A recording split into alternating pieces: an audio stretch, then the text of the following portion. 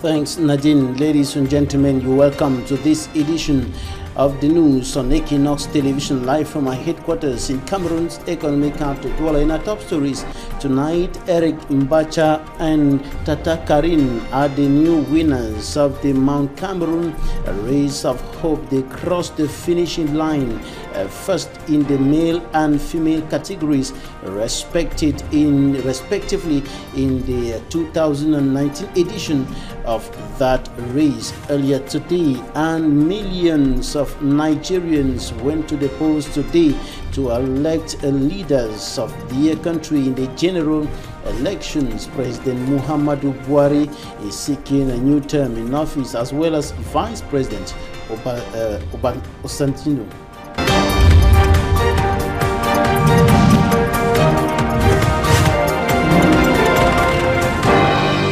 Right, Nadine, the Mount Cameroon Race of Hope, the 24th edition, took place today amid tight security in the southwest regional chieftain.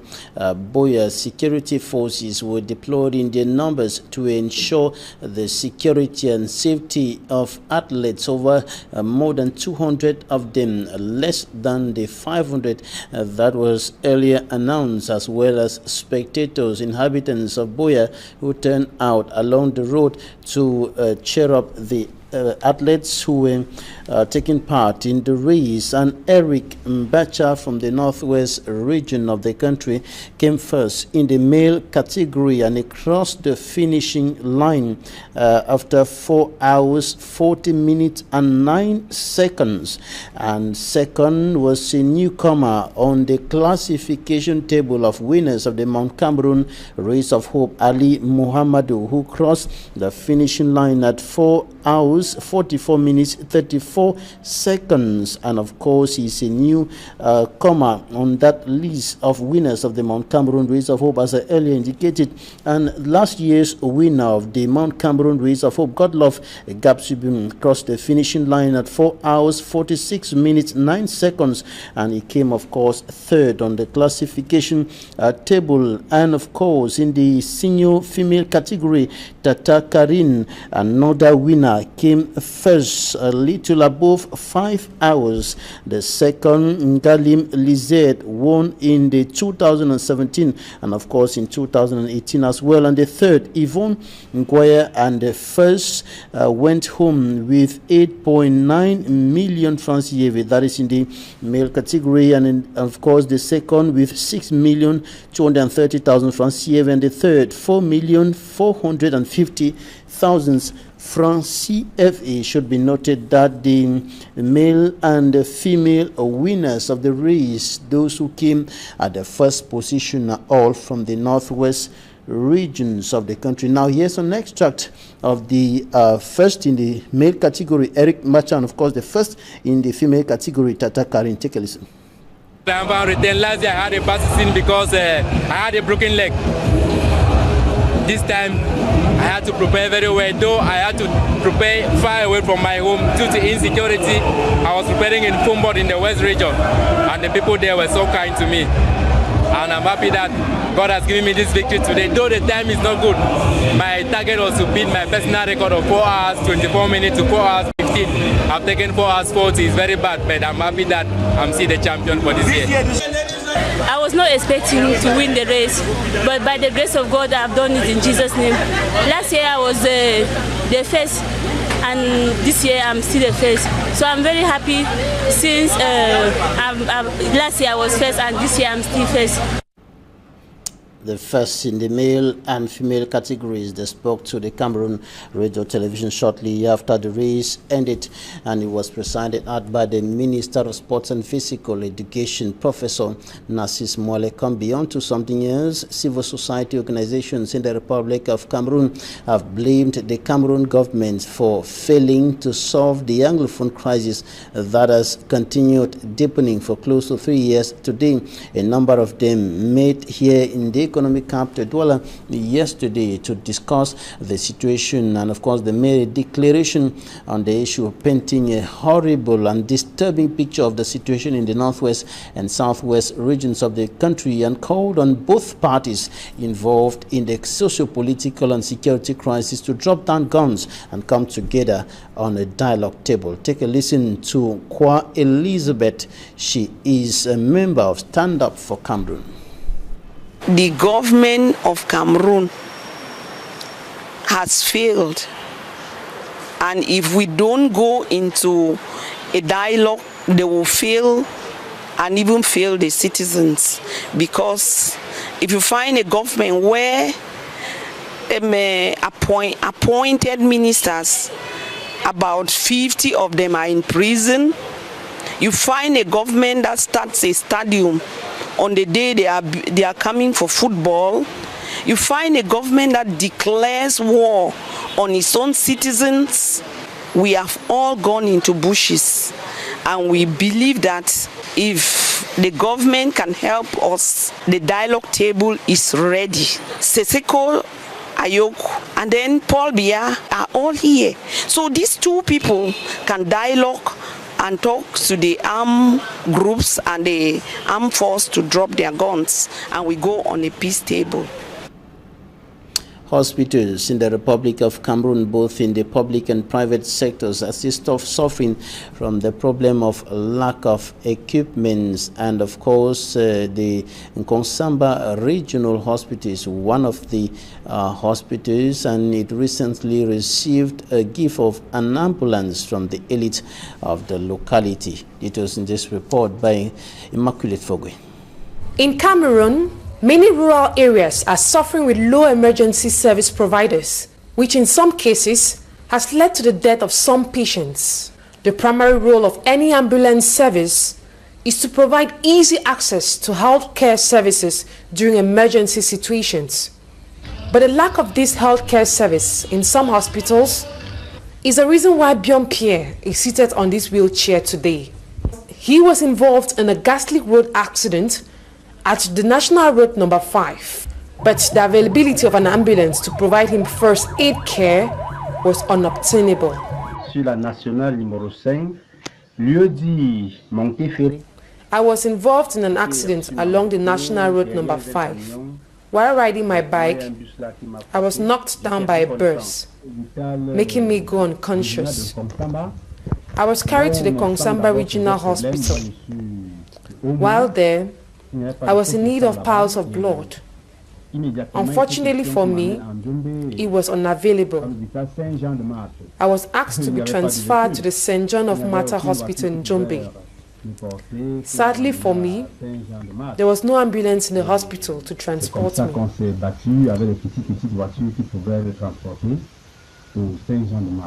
Like him, there are many others forced to use other means of transportation during emergency periods. L'un de mes séjours, de mes différents séjours au Cameroun, j'ai vu des enfants qui transportaient leur maman. During my visit in Cameroon, I saw a child transporting his sick mother in a wheelbarrow. I was shocked by the situation. I asked the child to give me his mother's contact. The following day, I called the child to check on his mother's health, and he told me the mother died while on their way to the regional hospital. Choqué, bouleversé, je me suis dit non, là il faut faire quelque chose. Quand je suis retourné en France, in a bid of resolving the problems faced by the population, elites of this locality offered an ambulance to the Nkonsamba Regional Hospital. The gift was received by the population and staff of the medical corps with a lot of excitement and relief. The director of the hospital used the opportunity to thank all those who contributed for the purchase of the ambulance and ensure them that it will effectively accomplish its purpose. However, the needs of the regional hospital in Nkonsamba still remains enormous.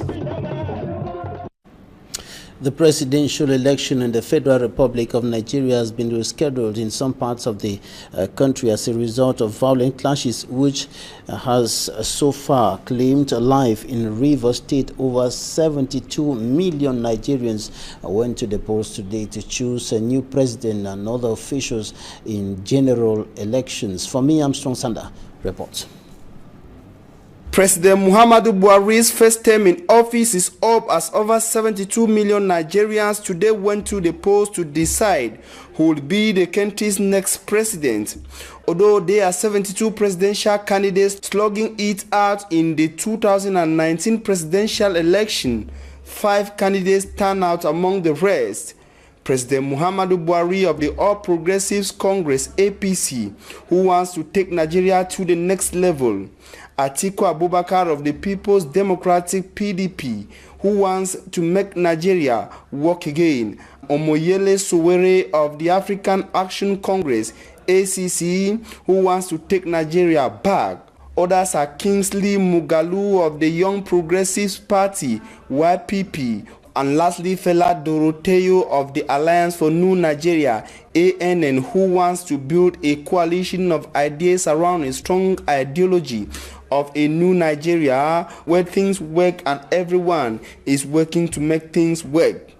At 8 a.m., polling stations were already open as INEC officials had enough time after the postponement to distribute material to polling units. Observers like those of the European Union and the Commonwealth were also present in all polling stations and have promised to present their report on the election process on Monday. Incumbent President Muhammadu Buhari, APC party candidate and wife, voted at about 8:13 a.m. in Dauru, Katsina State. PDP presidential candidate Atiku Abubakar voted at his polling unit in Adamawa State at about 9 a.m. alongside his wife, Titi Atiku Abubakar. The ruling APC party chairman, Adams Oshomole, said turnout was very impressive after casting his vote at about 11:55 a.m. at his ward 10 in a Sako West local government in Edo State. The party's national leader, Asiwaju Bola, also voted in Ekeja, Lagos State. Former President Olusegun Obasanjo on his part, Abeokuta North local government area of Ogun State. Another former president, Goodluck Ebele Jonathan, and wife, Patience Jonathan, voted as early as 10 a.m. in Atuoku, Bayelsa State in the Federal Republic of Nigeria. Nigeria's incumbent vice president, Yemi Osibanjo, and wife joined the queue to vote as early as 9 a.m.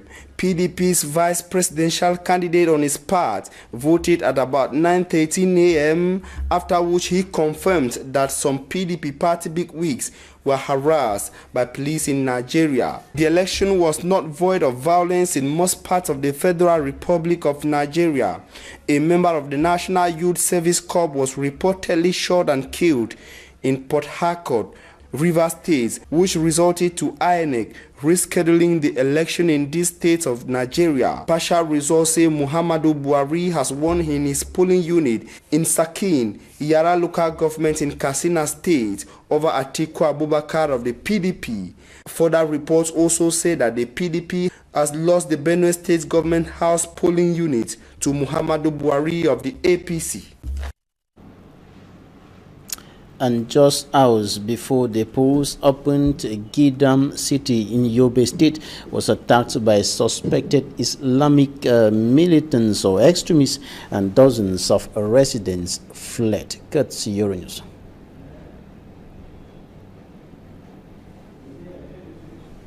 Euronews with this report on the attack by suspected Islamic extremists in the Gidam City. It is in Yobe State, where several residents fled as a result of the attack by Islamic terrorists.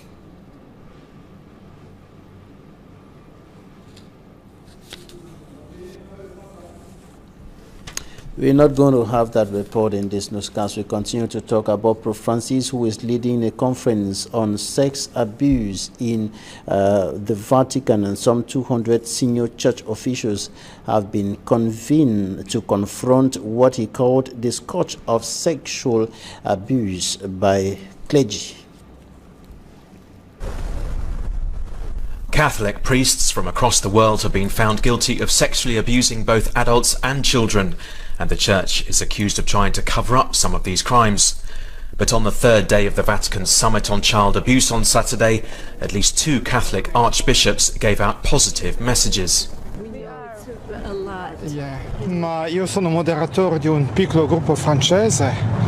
I'm the moderator of a small French group, and in this group I'm seeing people change.